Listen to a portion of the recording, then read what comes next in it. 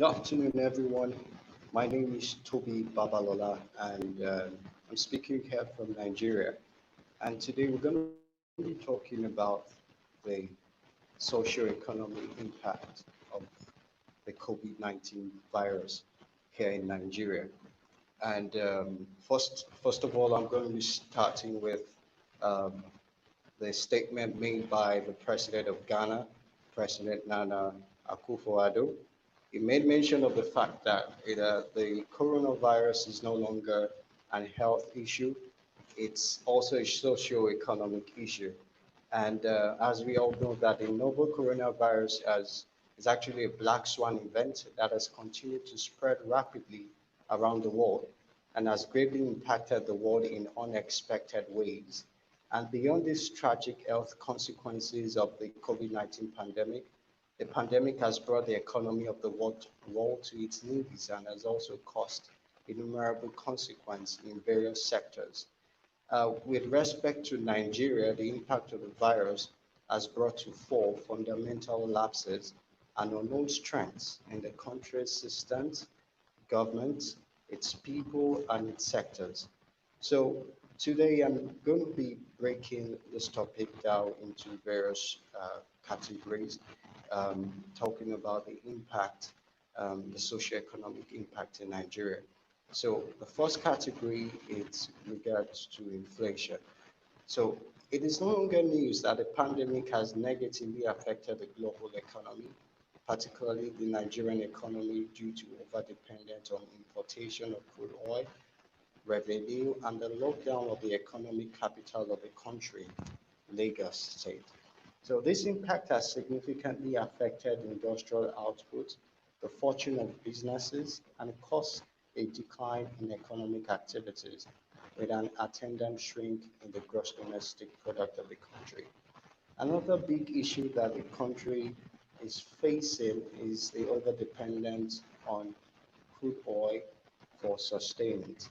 And at the moment, according to uh, the oil prices that come yesterday, it was stated that the Brent crude was trading at $34 per barrel. And this has actually caused a big dip in the nation's projected revenue fortunes. So the impact of the pandemic on the economy and the resultant inflation has revealed that the country's heavy dependence on crude oil and importation of goods is not sustainable, especially in the event of dire situations such as the one we are in. The country would have to devise ways of strengthening its economy from within by encouraging exportation of goods and reduce the rate of import. Also, the country must discover and improve other alternatives of generating revenue other than crude oil, such as increasing focus on the agricultural sector and solving the problems of processing and storage of agricultural products. In addition to the aforementioned, to achieve adequate price stability in the country, the government needs to adopt significant structural policy reforms, tight monetary and fiscal policies to maintain stronger growth rates in terms of improved gross domestic product and to stabilize tide of inflationary pressures on our economy. On the other hand, inflation can be reduced to the barest minimum by increasing output level, that's the gross domestic product, and SMEs can help achieve this considerably if the country focuses on the improvement of the SME sector, small and medium enterprises sector. The second category I'll be talking about is the fall in oil prices, which is linked to uh, the earlier heading on inflation. So Nigeria is heavily dependent on oil, which accounts for about 90% of export earnings and over 70% of total government revenues. In the spirit of economic recovery and growth sustainability, the Nigerian federal government for the 2020 fiscal year was prepared with significant revenue expectations, but with contestable realizations. The approved budget had projected revenue collections at 8.24 trillion naira, an increase of about 20%, from the 2019 figures. The revenue assumptions are premised on increased global oil demand and stable market with oil price benchmark and oil output respectively at $57 per barrel. But as we all know, this is not the case as of today, as the Brent crude is currently trading at $34 per barrel. With oil now selling for less than the budget benchmark of $57 per barrel, Nigeria may not be able to finance its 2020 Appropriation Act. But currently, the government has made steps and currently still making steps in order to ensure that the impact of fall in oil prices does not affect the the economy to a large extent, even though we can see the large effect of the virus, the pandemic, on the economic situation of the country. Also, the World Bank and International Monetary Fund had already predicted that Nigeria and most countries around the world would plunge into um, a significant increase in their revenue prior to the coronavirus pandemic. And unfortunately, the nation has grossly underachieved in setting aside sufficient buffers for rainy days such as this. In addressing these daunting economic challenges, the current considerations to revise the budget downward is inevitable. However, certain considerations that are expected in the review must not be left out. The assumptions and benchmarks must be based on realizable thresholds and estimates to ensure optimum budget performance, especially on the non-oil revenue components. The third heading I'll be speaking to is regards to foreign direct investment. So the COVID-19 pandemic has impacted on foreign direct investment globally. In 2019, the United Nations Conference on Trade and Development anticipated global FDI flows to rise marginally in 2020. However, due to the pandemic, the initially projected um, a rise by United Nations Conference on Trade and Development declined by between 5% to 15% during 2020 and 2021. That's their projection as of today.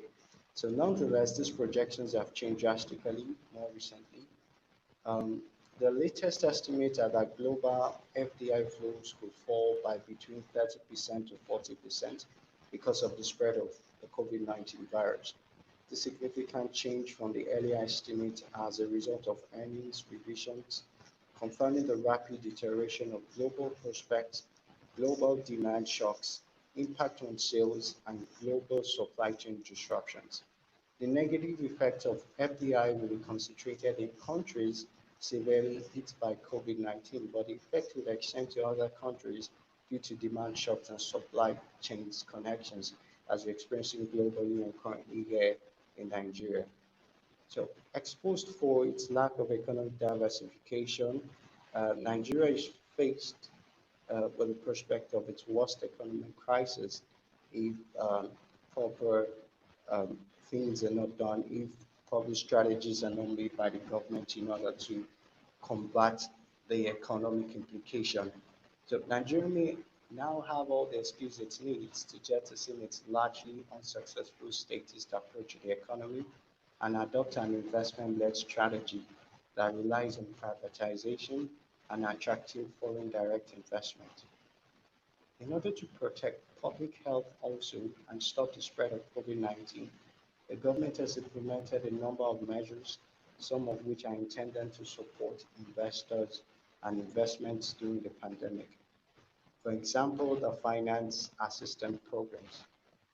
While some other policies, measures like closure of companies, export control measures, lockdown regulations have had negative impacts on investment. However, amidst the implementation of these measures, it is important for the government to ensure that they do not unreasonably jeopardize the investment and breach investment-related obligations. Some experts are already predicting future investment flows. For example, discrimination or indirect expropriation arising out of COVID-19 emergency measures and adopted by countries. The government should also work on consolidating all policies that affect trade, economic activities, and investments. The current business and investment environments are hostile to both foreign and local investors. However, Nigeria has been making moves through the Presidential and Making Business Environment Council in order to ensure that the ease of doing business is actually strengthened and it's also comfortable and convenient for both foreign and local investors. However, there is still a lot more to be done, as Nigeria has been placed in a vantage point at this moment to look out for the loopholes in its laws, legislations, and policies, and strategize on the best way forward in order to uh, take the economy of the country from its current state and also improve on other aspects of the economy. The provisions of the Finance Act 2020 show examples of the kind of activities required. For example, there was about $58.4 billion worth of foreign direct investments that were delayed in 2019 from reports due to unclear regulations in the country. In the same view, there is an urgent need to stop total reliance on the government for infrastructural funding. A more private sector driven approach should be considered. A framework for public-private partnership should also be strengthened. Also, concerns should be placed on investing in major sectors of the economy, for example, infrastructure and electricity. Poverty and hunger. Locking people down at home in the Nigerian context is like asking people to go hungry for the duration of the lockdown. According to a report by the National Bureau of Statistics, um, focusing on in the year October 2019, it was stated that 40% of Nigerians earn a total amount of $352 per year. More than 60% of Nigerians survive on daily pay from manual jobs and petty trading with no savings to act as a financial buffer during the lockdown. The lockdown, which was intended to protect them, exposed them to an unequally deadly situation of hunger. To buffer the situation, the President Muhammadu Buhari, promised the citizens some palliative measures, which include disbursing of funds and food items to those most affected. But the reality on the ground is a far cry from the promises made. However, the government has been making statements that they are still in the process of getting these palliatives across to people. The combined effort of the police and the military to enforce lockdown in some cases have caused more hardship on the people. With this, one has to question whether these aforementioned negative effects override the reasons for the lockdown in the first place. The state of poverty that has been revealed by the impact of this pandemic is ugly and requires serious attention by the government.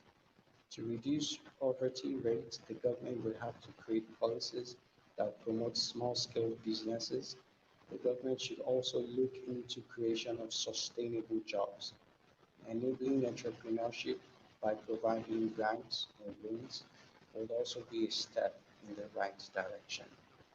The increasing rate of job loss. So globally, there has been instances whereby companies have actually laid off their staff and some offering pay cuts in order to sustain the company. Due to the associated loss of revenue and work caused by the lockdown, businesses are thinking of ways to handle their staff without running afoul of the law, especially with regard to the obligation to remunerate employees for work performed. As a result, a number of issues have arisen that call for examining such as whether employers can terminate employment contracts due to the pandemic, whether a downward review of the employee's salary is legal due to the pandemic, and restriction of movement, whether an employer is allowed to convert this lockdown period to a paid or unpaid leave, amongst others. In Nigeria, every employment relationship is governed by the contract of employment and the labor law. Hence, many answers to these questions will be up to the considerations and agreements of both parties involved. However, this is a classic case of he who plays the piper dictates the tune. The very essence of every business is for it to carry on business, make profit, pay its workers, pay taxes, and settle its bills. Consequently, the inability to carry on business means the inability to make profit and remunerate staff. Hence, both employer and employee will have to make decisions based on their peculiar situation. Incorporation of new methods of running business. Businesses in Nigeria were largely run traditionally without much consideration made to modern work methods such as embracing the use of technology to work remotely, except a few. It took the pandemic to make many Nigerians come to terms with the fact that physical meetings are not all the times unnecessary, and that working from home are initiatives that ought to be implemented. Incorporation of the use of modern ways in handling education in Nigeria. The decision to close educational institutions and schools around the globe in an attempt to contain the pandemic has also led to a soaring number of children, youth, and adults not attending schools. According to UNESCO monitoring report on COVID-19, educational disruption in response, the impact of school closures in the over 100 countries that have implemented the decisions around the world has impacted over half of the global student population. These educational disruptions are being escalated, particularly for the most vulnerable members of society.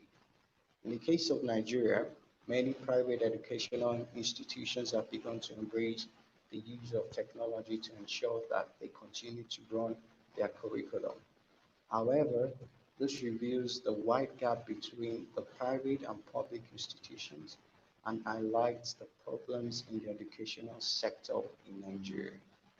Prior to the outbreak of the pandemic, the educational sector in Nigeria was nothing to write home about, apart from certain improvements that have been made in some states, for example, Lagos State, um, Ogun State, and some other states in the country.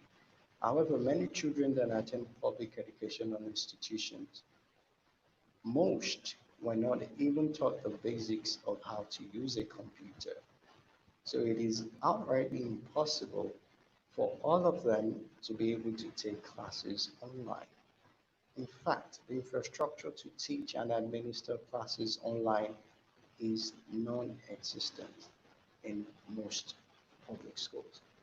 The implication of this is that for the period in which school will be closed down, many children, teenagers, and youth would remain idle and disengaged from any form of school. The effect of this is glaring and easily discoverable. This could lead to all sorts of vices, yes, and so on. Insecurity. Prior to the easing of the lockdown by the federal government, um, Nigeria, most especially in Lagos State, experienced some issues pertaining to insecurity. There are two popular sayings that best describe the security state of the country. One is, an idle mind is the devil's workshop, and a hungry man is an angry man. It is consequential that when people lose their means of livelihood and have a stiff means to survive, they start to devise ways and strategies to survive. One of such ways is to result in various vices such as armed robbery and stealing. However, um, the Lagos State government and the federal government is actually put up security measures in place to combat insecurity in the country. And after the president's speech on the ease of lockdown, Nigeria has experienced, um, to an extent, um, low insecurity issues. Impact on religious institutions. The ban on social gathering came as a huge blow to many Nigerians, to which they had difficulty accepting. Nigeria is a very religious country with a very large number of its population being either Christian or Muslims who frequently visit their place of worship at least once every week. And also, because of the lockdown and the lockdown restrictions has been placed by the government, religious institutions still remain closed. However, as at yesterday, Senegal, I think due to the reduction of the cases it has been recording, um, actually made an opening for religious institutions and organizations to open. And we expect to see that later on in the future, um, very soon, as Nigeria is currently making moves to find a cure, a drug for to address the coronavirus issue. So many religious organizations prior to the pandemic embraced the use of technology. So it was not too difficult for some to switch from physical meetings to virtual meetings.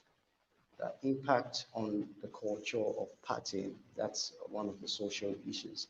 So one of the most popular traits of Nigerians is their ability to throw big parties, as we know, from time to time, celebration of different things. Hence, one can only imagine what a ban on social gathering would mean a lot to Nigerians. A lot of scheduled events have been cancelled or postponed. A lot of people have resolved to hold smaller or no parties at all, while many await the end of the pandemic to resume the fun, the glitz and the glamour that partying brings along. All right, so I'm done with the speech. Right now, I'm going to be addressing solutions, possible solutions the government can actually take and we as citizens can actually employ in the wake of this coronavirus pandemic. So one of which I've mentioned earlier is encouraging foreign direct investment in the country. So it is very important that at this moment, the government should place emphasis on investing in infrastructure in the country. This is very important because for the economy to grow to a large extent, the SMEs, small, medium scale enterprises need a proper infrastructure in order to carry out their activities, need a good, effective transportation system, and also need certain legislations, I'll call them soft laws, in order to enable them carry on their businesses effectively.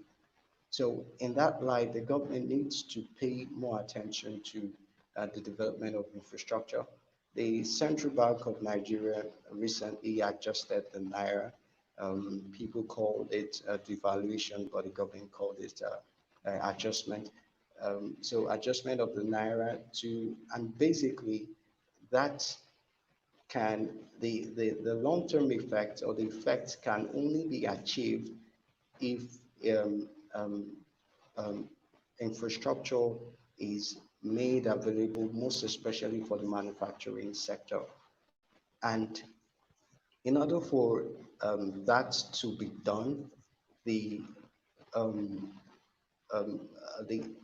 for people to move into exportation and also manufacturing, um, I think that adjusting the naira is actually a smart move because it will encourage people to go into exportation and manufacturing at large quantities.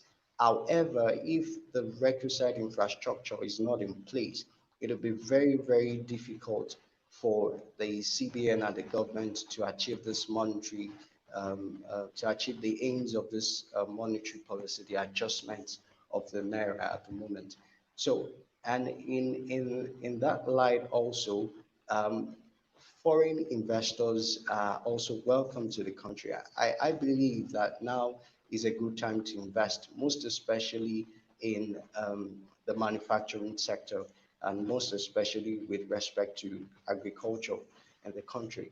So, and before, due to the lockdown, it might be difficult for foreign investors to come, but thank God to the use of technology, it would be very easy for investors to communicate directly to whoever is involved in that space, in the manufacturing and agricultural space, and at all times get a lawyer in Nigeria who can actually effectively conduct a due diligence report and send to the potential investor before investment is made.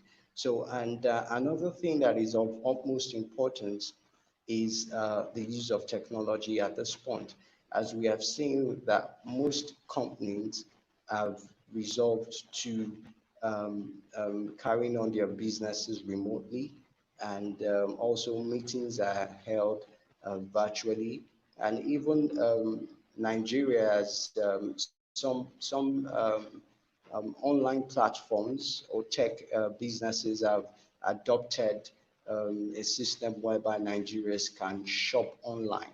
So this is the right time to invest also in technology and ensure that our technology entrepreneurs actually benefit from this also.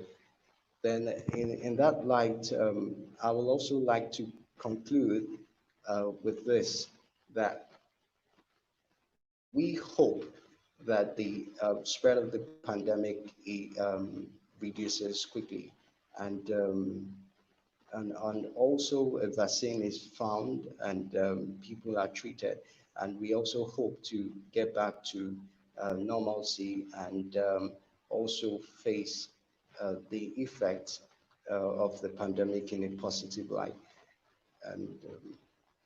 And also the cooperation of everyone, I think, is necessary in order to ensure that we get out of the economy, this economic woes, that the portending economic woes. And also, thank you. So I'll be making my paper available after this, and for further questions, you can reach me on my email at tobilaw65@yahoo.com. Thank you so much.